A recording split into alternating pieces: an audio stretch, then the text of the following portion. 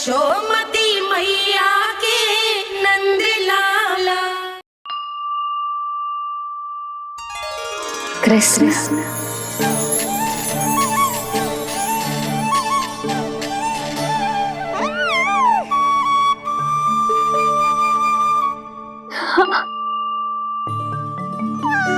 और जो मानवता के शत्रु हैं उनके जीवन में ये नाम अशांति, असुरक्षा, भय उत्पन्न करेगा। पर सात्विक प्रवृत्ति के व्यक्तियों के लिए ये नाम शांति, संतोष और सुख का सूचक होगा।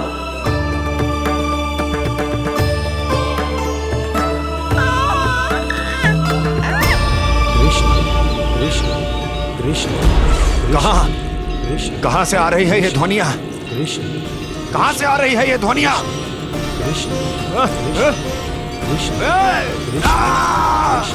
स्वामी महाराज,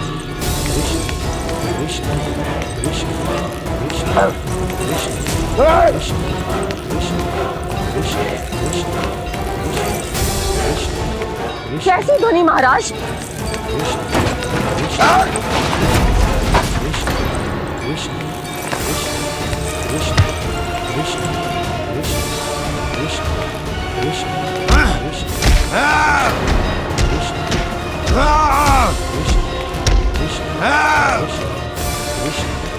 स्वामी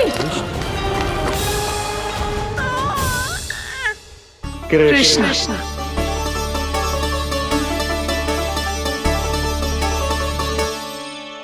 कृष्ण जे नाम अनंत काल तक स्मरण किया जाता रहेगा, जे ही तेरी मैया का आशीर्वाद।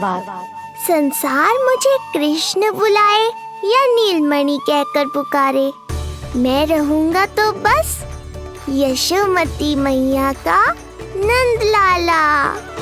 यशोमती मैया के नंद लाला। यशोमती मैया के नंद लाला।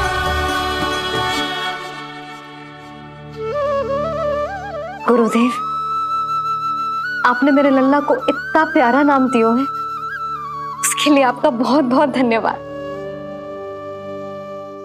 एक बार गोपियों को पता चलेगा तो देखना कैसे रटने लगेंगी मेरे लल्ला का नाम। इससे पहले कि आप सब बाहर जाकर किसी और को बताएं, एक कर्मकांड शेष है। नामकरण के बाद पिता को आशीर्वाद के रूप में कुछ न कुछ उपहार बालक को अवश्य देना चाहिए।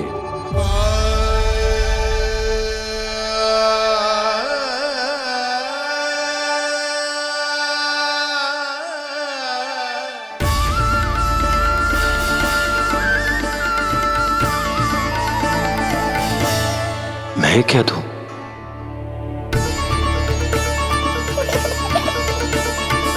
वासुदेव मेरे शिष्य हैं और उनकी अनुपस्थिति में यह दायित्व मैं निभाऊंगा।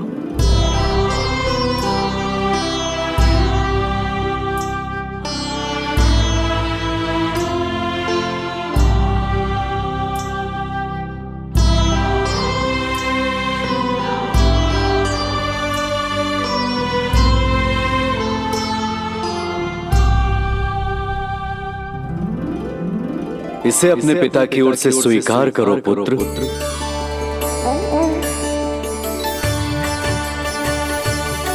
कल्याण हो।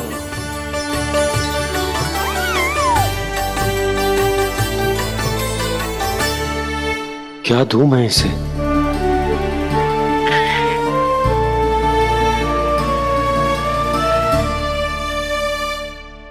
आप सोच क्या रहे हो? आशीर्वाद दो ना अपने कृष्ण को।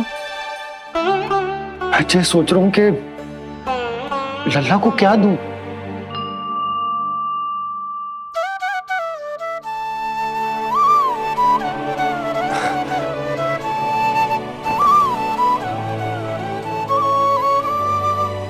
लल्ला,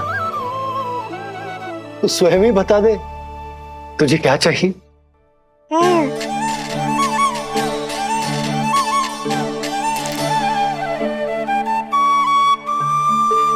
देखो जी, लल्ला ने ही आपकी उलझन समाप्त कर दी।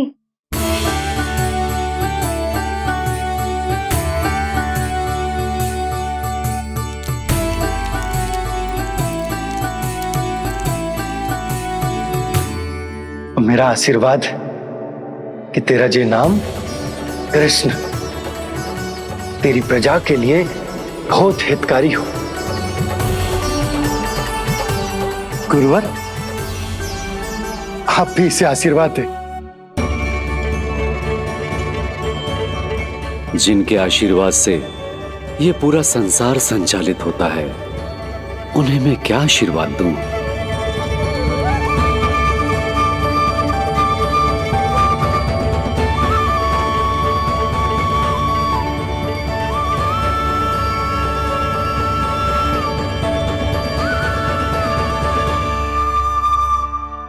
आपने तो मुझे मेरा नाम दिया है ऋषिवर।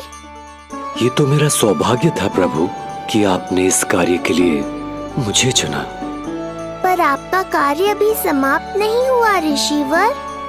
एक विनती और है मेरी। आज्ञा दीजिए प्रभु, क्या करना होगा मुझे? बाबा को मेरी वास्तविक पहचान बतानी होगी आपको, और इन्हें इस बात के लिए मनाना होगा कि ये मैया को कभी भी मेरा सत्य पता ना चलने दे। पर प्रभु, मैं ये कैसे कर पाऊंगा? आप ही कर पाएंगे ऋषिवर, क्योंकि अब आप इस कृष्ण अवतार के मुख्य उद्देश्य को जानते हैं। बंद करो, बंद करो ये ध्वनिया। कौन सी ध्वनिया? ये ध्वनिया बंद करो, बंद करो। क्या सुनाई दे रहा है आप? ये शब्द जो मेरे कानों में गूंज रहा है। भारत सरस्वती, रुक जाइए। मुझे मारा।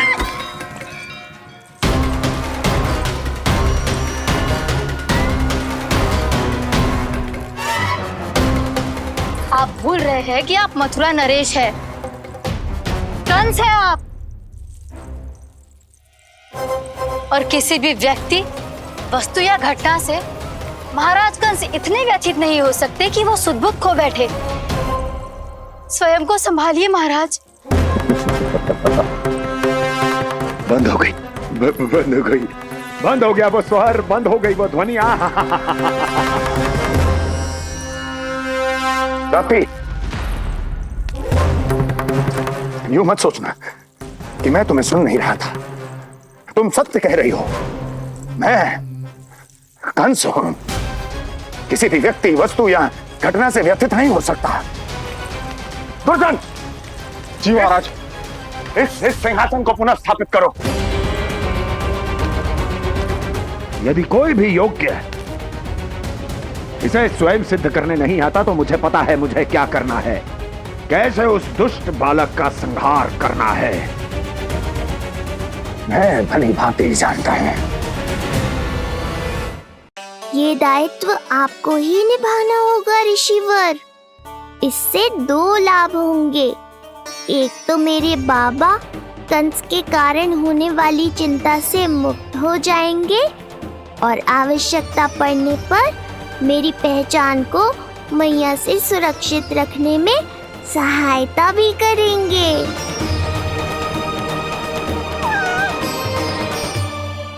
नंदराज, अब बलराम और कृष्ण दोनों को भूख लग गई होगी।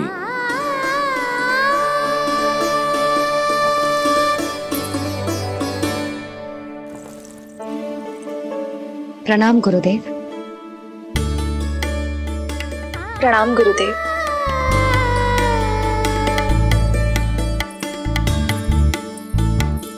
गुरुदेव, अब आप भी विश्राम कर लीजिए। नहीं नंदराज, मुझे शीघ्र ही मथुरा पहुंचना है। राजा वासुदेव और रानी देवकी मेरी प्रतीक्षा कर रहे होंगे।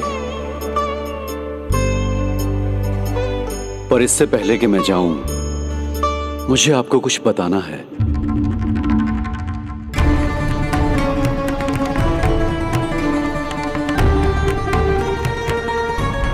गुरुदेव, आपके ललाट पर बल पड़ गए। सब कुछ ठीक तो है ना? कहीं आप मुझे कंस के बारे में तो ना बताना चाहते? गुरुदेव, मैं जानता हूं कि कंस नवजात शिशुओं की हत्या करवा रहा है।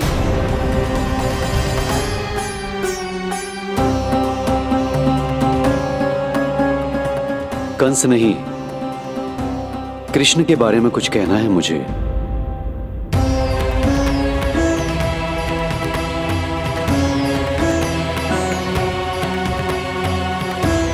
बताइए गुरुवर। मैं एक ऐसा सत्य बताने जा रहा हूं नंदराज, जो है तो वरदान, पर उसे स्वीकारना आपके लिए बहुत कठिन होगा।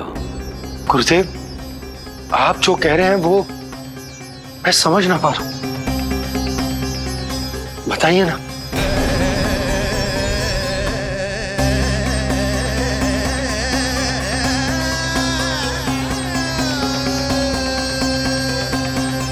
बताइए ना गुरुवर।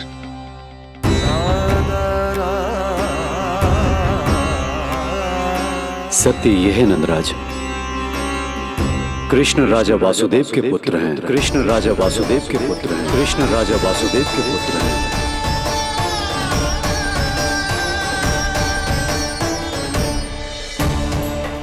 और वो कोई साधारण बालक नहीं है, स्वयं श्री हरि विष्णु के अवतार हैं। और वो कोई साधारण बालक नहीं है, स्वयं श्री हरि विष्णु के अवतार हैं।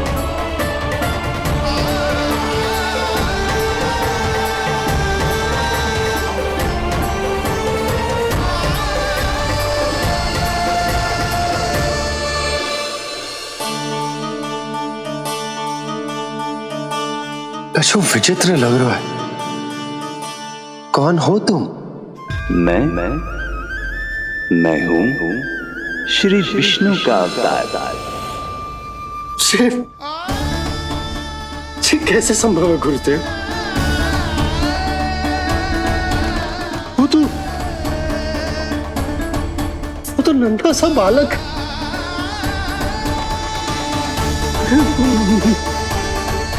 वो श्री नारायण का अवतार कैसे हो सकता है? और गुरुदेव, आप ये सोच भी कैसे सकते हैं कि वो मेरा लल्ला वसुदेव भैया का पुत्र है? यही सत्य है नंदराज, पिछले जन्म में मिले वरदान का फल है ये।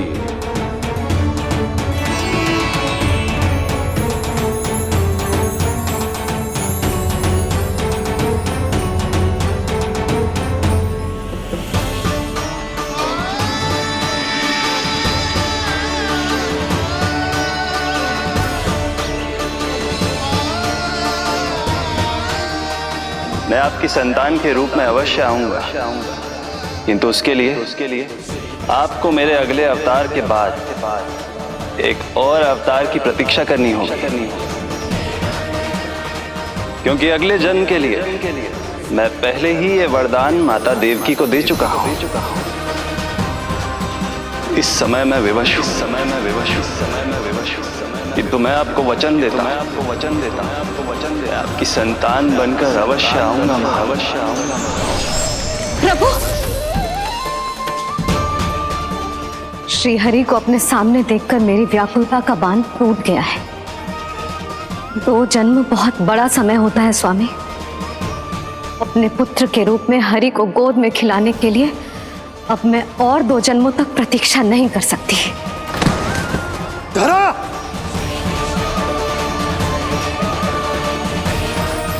माता देवकी को मैं पहले ही वचन दे चुका हूं, इसलिए विधि के विधान के अनुसार मुझे उन्हीं का पुत्र बनकर जन्म लेना होगा।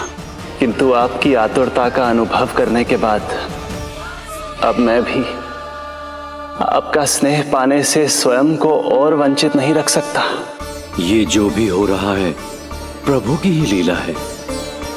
कृष्ण के जन्म के तुरंत बाद भगवान विष्णु के आदेश पर वासुदेव जी के यहां आना पड़ा और आपकी और रानी यशोदा की पुत्री को अपने पुत्र के साथ बदलना पड़ा और इस तरह कृष्ण आपके और रानी यशोदा के पुत्र बन गए।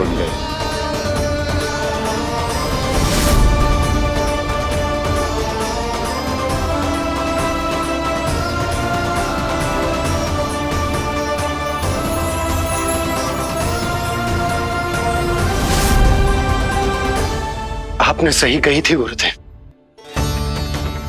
जिस सुनने में तो वरदान ही लगता, पर इसे स्वीकार करना उतना ही कठिन। जब यशोदा को इस बात का पता चलेगा तो उसे कैसा लगेगा? अपने नाम का अर्थ अच्छे से सुनो है ना तूने? उसका हर एक अक्षर भगवान श्री नारायण से संबंधित है, जैसे उन्हीं का स्वरूप है तू। बस मैया, ये सत्य आपसे छुपा रहे, इसी कारण बाबा के लिए ये जानना आवश्यक है। फिर चाहे इसे स्वीकार करना उनके लिए कितना भी कष्टदायक क्यों ना हो। नहीं नंद, ये सत्य उन्हें आप नहीं बताएंगे। स्वयं प्रभु ने मुझसे कहा है, किसी और प्राणी को इसके बारे में भनक तक नहीं लगनी चाहिए, और रानी यशोदा को तो बिल्कुल नहीं। गुरुवर, कंस के आक्रमणों की जानकारी यशोदा से पहले ही छुपाकर रखना कठिन था। अब इतना बड़ा सत्य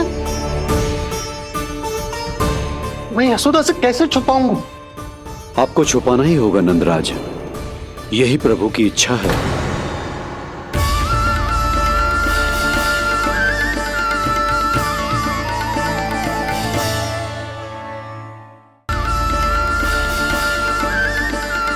और क्यों गुरुवर?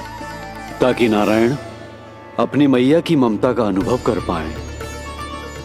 यही तो उनके अवतार का मुख्य उद्देश्य है। मुख्य उद्देश्य? हाँ नंदराज, नर नारायण के अवतार में अपनी तपस्या करते समय प्रभु ने जो अनुभव किया था, उसके कारण ममता के सुख का अनुभव करने के लिए प्रभु व्याकुल हो उठे थे। ऐसा क्या हुआ था, मुझे भी बताइए। हो सकता है ये बात इस सत्य को स्वीकार करने में मेरी सहायता करे।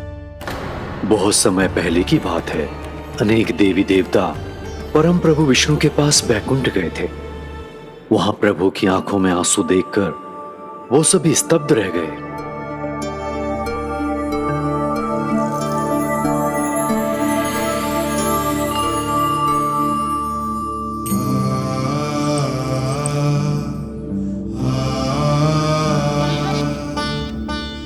प्रभु,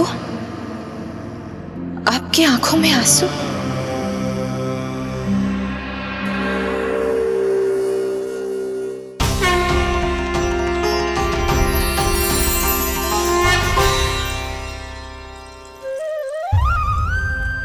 चिंता मत कीजिए, आप सब तो जानते हैं, हिरण्यकश्यप को मारने के लिए मैंने नरसिंह अर्थात आधे मानव और आधे सिंह के रूप में अवतार लिया था।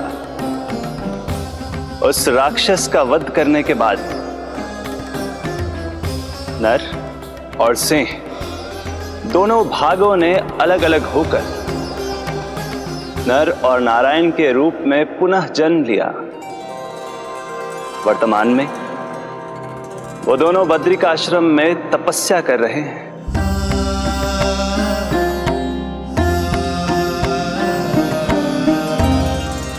आज उन दोनों ने कुछ ऐसा देखा जिसने मुझे भी भावुक कर दिया।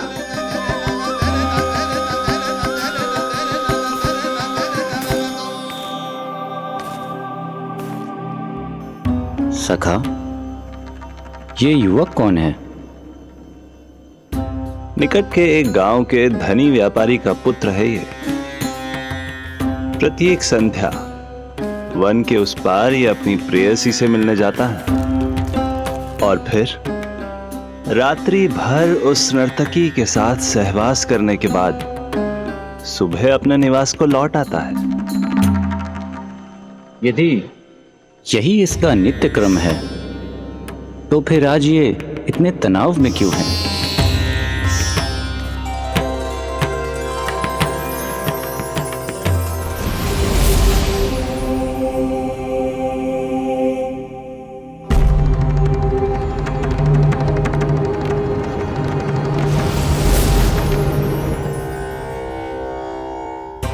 कल रात्रि प्रेम क्रिया के मध्य उस नर्तकी ने इससे पूछा, ये सबसे अधिक प्रेम किससे करता है? जब इसने कहा तुमसे, तो वो बोली, तुम्हें अपने प्रेम को सिद्ध करना होगा।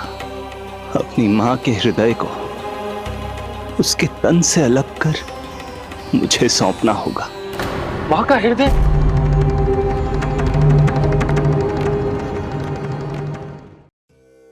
फिर क्या हुआ प्रभु? वो लाया अपनी मां का हृदय? ये जिज्ञासा यक्ष प्रश्न बनकर पूरे दिन नर और नारायण के मस्तिष्क में कौंधती रही।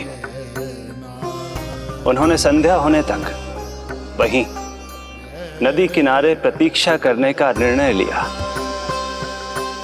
ताकि वो ये जान सके कि क्या वो युवक अपनी क्रूर प्रेयसी को छोड़ेगा या वासना में अंधा होकर अपनी ही माता की हत्या करने का जघन्य अपराध करेगा। अब उसके वन पार करने का समय बीत चुका है। युवक ने विवेक का परिचय दिया है सखा। हे प्रभु, आपका कोटि कोटि धन्यवाद।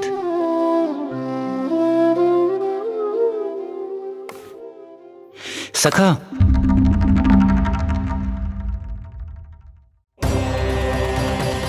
सखा मुझे बताओ, जो अकल्पनीय था कहीं वो घट तो नहीं गया?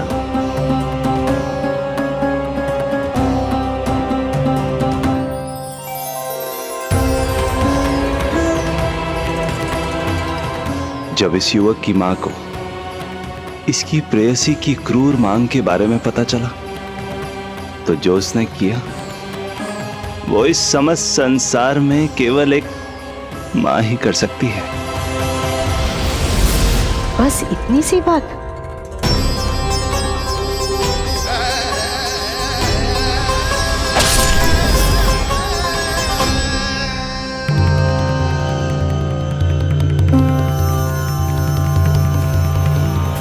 संभाल के मेरे बेटे, कहीं चोट ना लग जाए तुझे। संभाल के मेरे बेटे, कहीं चोट ना लग जाए तुझे। संभाल के मेरे बेटे, कहीं चोट ना लग जाए तुझे। ये तो उसकी मां की पुकार है। मां, मैंने क्या कर दिया मां? मां!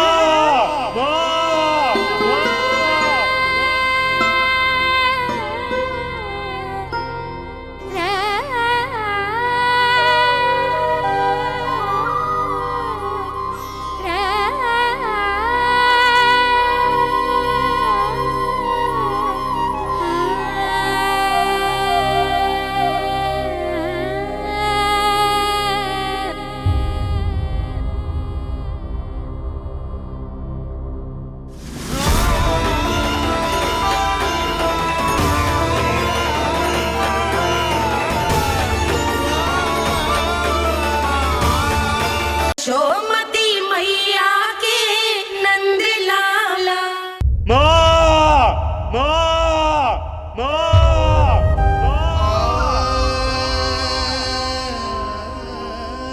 इस घटना से केवल नर और नारायण ही भावुक नहीं हो गए थे, बल्कि बैकुंठ में बैठे श्री हरि की आंखों में भी आंसू आ गए थे। ममता के लिए तरसने लगे थे वो। इसीलिए उनके इस अवतार का मुख्य उद्देश्य है मां की ममता का अनुभव करना। यही कारण है कि ये सत्य आपको रानी यशोदा से छुपाना ही होगा नंदराज। नहीं तो वो कृष्ण को मां की दृष्टि से नहीं, एक भक्त की दृष्टि से देखेंगी, और प्रभु जिस आनंद के लिए इतना कष्ट उठा रहे हैं उससे ही वंचित रह जाएंगे। बोलिए नंदराज, आप श्री नारायण के इस सत्य को गुप्त रखेंगे ना?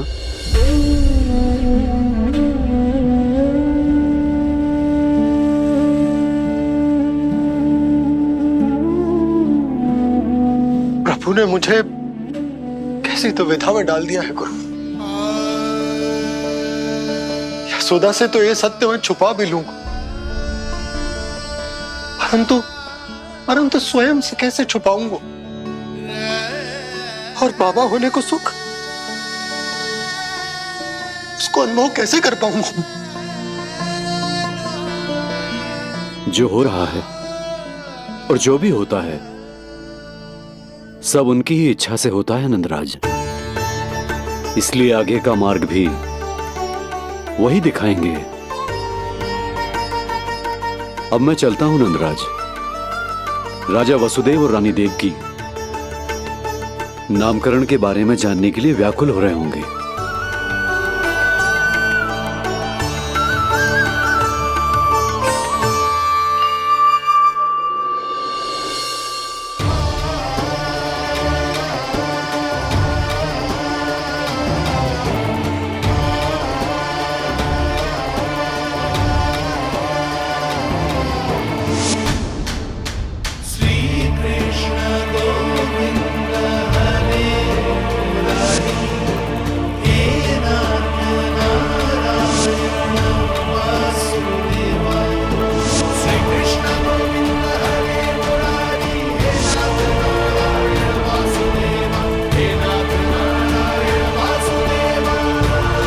सत्य यह है नंदराज, कृष्ण राजा वासुदेव के पुत्र हैं।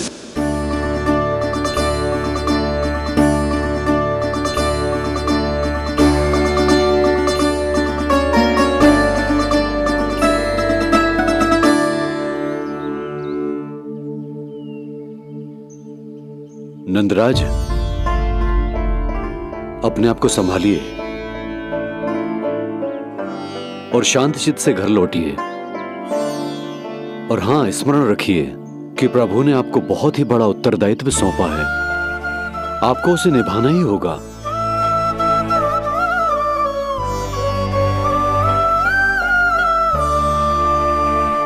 प्रभु आपको शक्ति दे।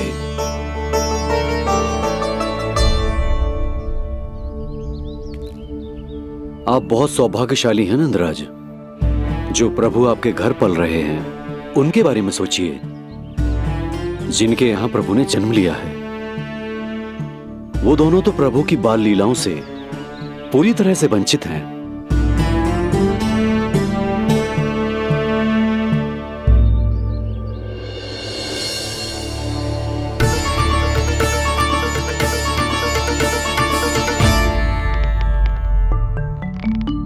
कहाँ रह गए तेरे बाबा लल्ला? जो आए क्यों ना अब तक?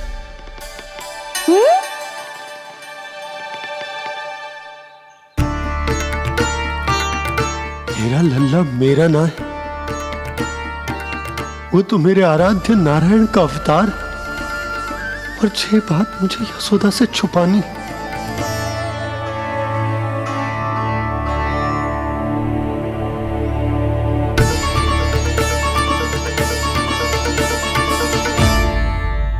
बाबा वहीं खड़े मत रहो, अब आ भी जाओ ना।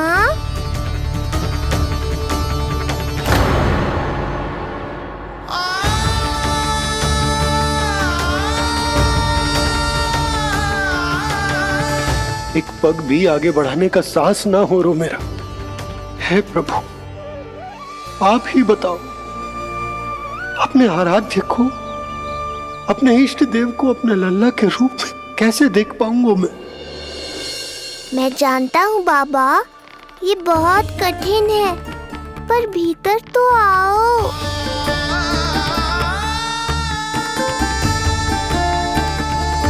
अब आ भी जाओ बाबा, ऐसे बाहर कब तक खड़े रहोगे आप?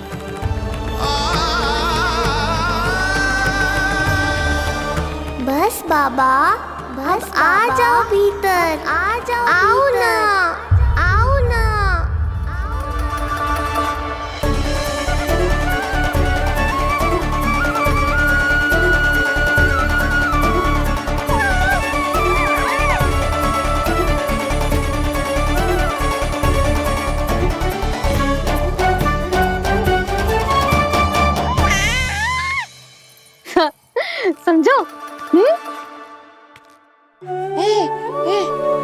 जब तू इधर उधर भाग रहा होगा तो तुझे बुलाने के लिए मैं तुझे ऐसे पुकारूंगी, कृष्ण। और जब तू शैतानी करेगो ना लल्ला, मैया को तंग करेगो, तो मैं तुझे क्रोध में ऐसे बुलाऊंगी, कृष्ण। हाँ। इसे सत्य पतो ना है, इसीलिए कितनी अच्छी तरह से मैया होने का कर्तव्य निभा रही है। पर मैं अब बाबा होने का कर्तव्य कैसे निभा पाऊंगा?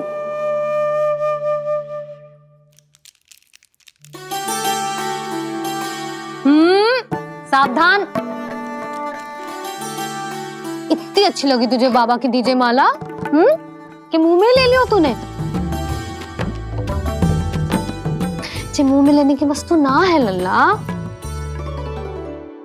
जैसे यशोदा आपको एक मैया की तरह सीख दे रही है, मैं आपको बाबा की तरह शिक्षा कैसे दे पाऊंगा प्रभु?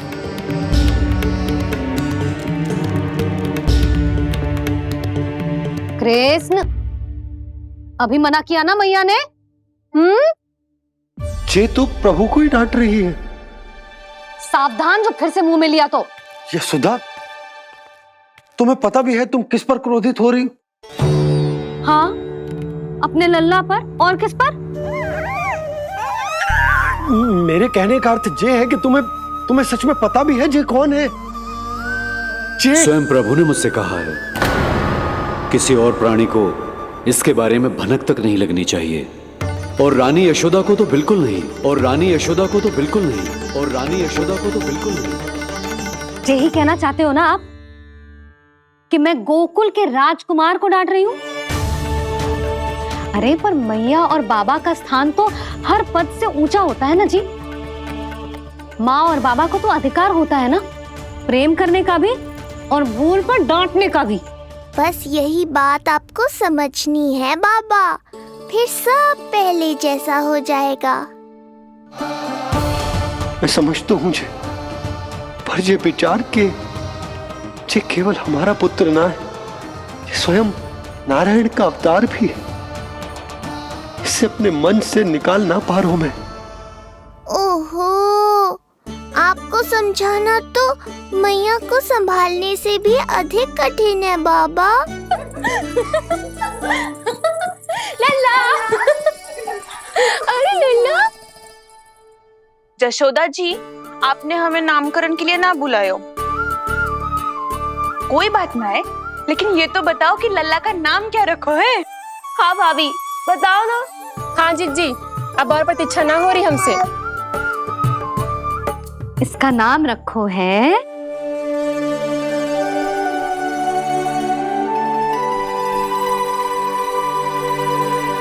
कृष्ण। कृष्ण? बहुत प्यारा नाम है, लेकिन थोड़ा कठिन है। मैं तो इसे किशन बुलाऊंगी। सही कहो, मैं भी इसे प्रेम से किशन ही कहूंगी। क्यों किशन? मेरे लिए तो जे किसना है।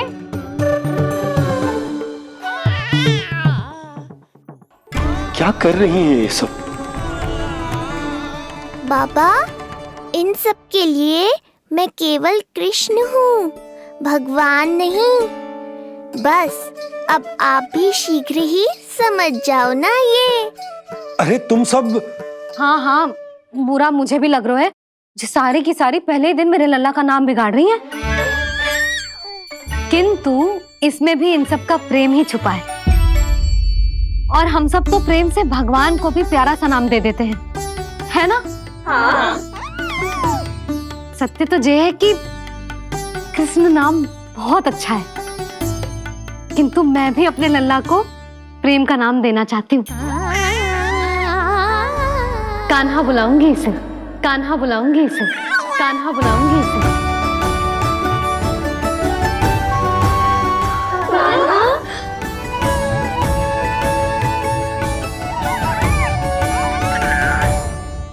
कान्हा, अनोखी ध्वनि, सहज सा मीठा, मैं भी इसे कान्हा ही पुकारूंगी।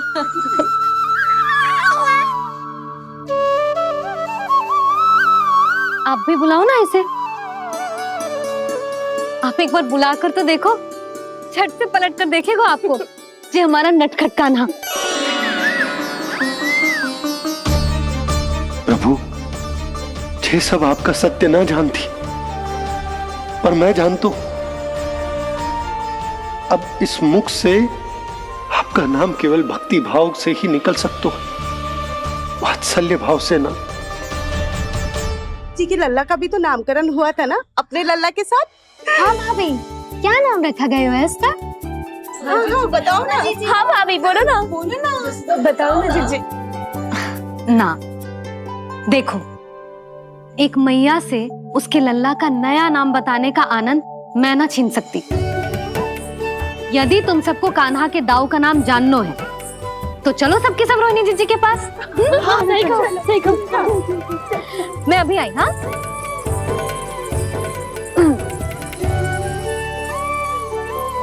सुनो जी, आप लल्ला को संभालो, मैं अभी आई। रोहिणी, मैं कैसे? ये प्रभु लल्ला। जी क्या मैं कर रहे हो? क्या हो गया आपको?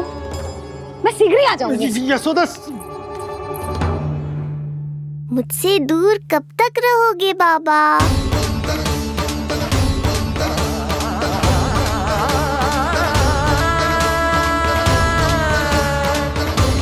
एक बार मेरी ओर देखो तो सही।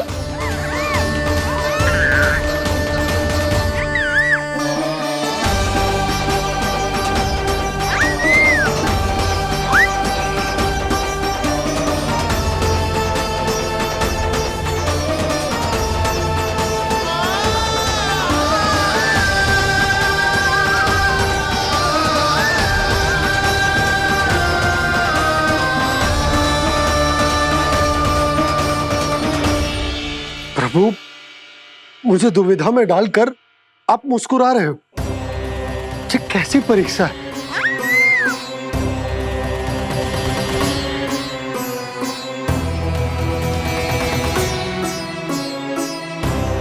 ये क्या कर रहे हैं आप? पिता का स्थान पुत्र के चरणों में नहीं होता, पुत्र के सिर के ऊपर होता है उनका हाथ, उनका वरदहस्त। प्रभु, आप चाहते हो कि मैं आपका सत्य यशोदा को ना बताऊं। यशोदा चाहती है कि मैं आपको लल्ला की तरह अपने गोद में उठाकर आपसे बातें करूं। मेरी आंखें चाहती हैं कि मैं आपको अपने इष्ट देव, अपने आराध्य के स्वरूप में देखूं। और मेरा हृदय चाहता है कि मैं आपको अपने पुत्र के स्वरूप में देखूं। अब आप ही बताओ प्रभु, अब मैं इस परिस्थिति में क्या करूं? मुझे कुछ समझ में ना आ रहा। आप ही का आसरा है प्रभु। आप ही को सहायता करनी होगी। आप ही बताइए कि किस प्रकार एक भक्त अपने भगवान को अपने लल्ला के स्वरूप में देखे, उसे अपने हाथों में उठाए, उसे खिलाए, उसके साथ बातें करे, कैसे वो उसका लालन पालन करे अपने पुत्र के स्वरूप में। प्रभु, मुझे कुछ समझ में ना आ रहा। सहायता करो प्रभु। चिंता मत कीजिए बाबा, आपके सभी प्रश्नों का उत्तर शीघ्र ही मिलेगा आपको।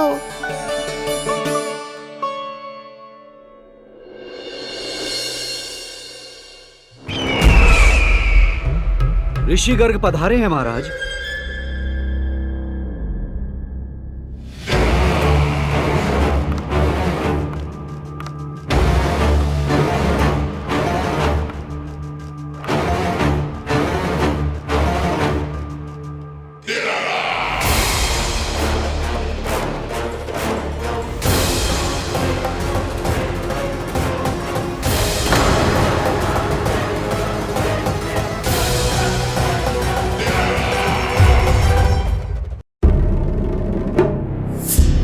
किंतु महान मथुराधीश कंस के दरबार में ऐसे सम्मान होता है ऋषि मुनियों का? नहीं नहीं ऋषिवर, ये तो केवल एक उदाहरण है कि कैसे एक विष्णु भक्त का सम्मान नहीं किया जाना चाहिए। तब तो अच्छा ही है। मैं यहां तुमसे सम्मान की अभिलाषा लेकर नहीं आया हूं। मैं यहां देवकी और वसुदेव से भेंट की इच्छा लेकर आया हूं। क्यों? मेरे विरुद्ध कोई षड्यंत्र रचना चाहते हो? जो सदैव दूसरों के विरुद्ध षड्यंत्र करता है, उसका संपूर्ण जीवन इसी भ्रम में बीतता है कि सारा संसार उसके लिए षड्यंत्र कर रहा है। परंतु अन्य व्यक्तियों के पास इससे भी अत्यधिक महत्वपूर्ण कार्य होते हैं करने के लिए। यह महत्वपूर्ण कार्य करने की आपकी यह इच्छा इस दरबार में पूर्ण नहीं होगी ऋषिवर।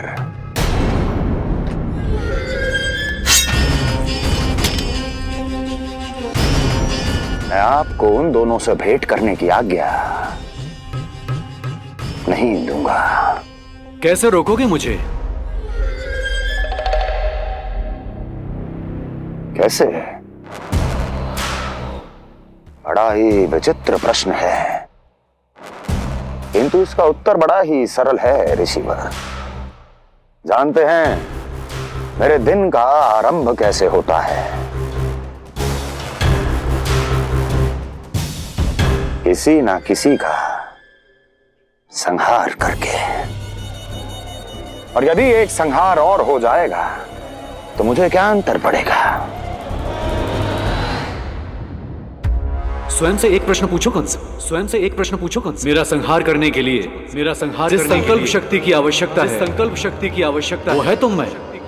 वो है तुम में। कर पाओगे मेरा संहार? जिस संकल्प शक्ति की आवश्यकता है, जिस संकल्प शक्ति की आवश्यकता वो है तुम में। कर पाओगे मेरा संहार? कर पाओगे मेरा संकल्प शक्ति की आवश्यकता है, संकल्प शक्ति की आवश्यकता। बोलो कंस, बोलो। यदि मैंने श्राप दे दिया, यदि मैंने श्राप दे दिया, कौन सा कवच तो तुम्हारा उसे सत्य होने से रोक पाएगा? उसे सत्य होने से रोक पाएगा? बोलो कंस, बोलो। यदि मैंने श्राप दे दिया, यदि मैंने श्राप तुम्हारा कौन सा कवच तो तुम्हारा उसे सत्य होने से रोक पाएगा? उसे सत्य होने से रोक पाएगा? ऋषिवर, यदि आपके हृदय में स्वामी के विरुद्ध षड्यंत्र करने की इच्छा नहीं है, तो महाराज भी आपको किसी से भेंट करने से रोकना नहीं चाहेंगे, है ना महाराज?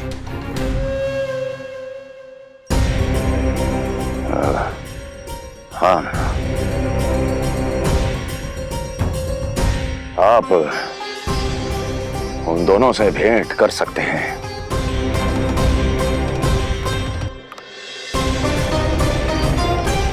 दुर्जन, इन सब पर दृष्टि रखो। अब सब कुछ सुनकर आना, सब कुछ भी छूटना नहीं चाहिए। जाओ।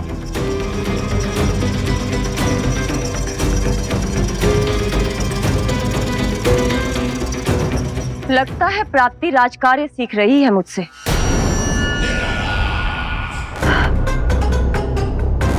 उचित समय पर सही सुझाव दिया तुमने प्राप्ति।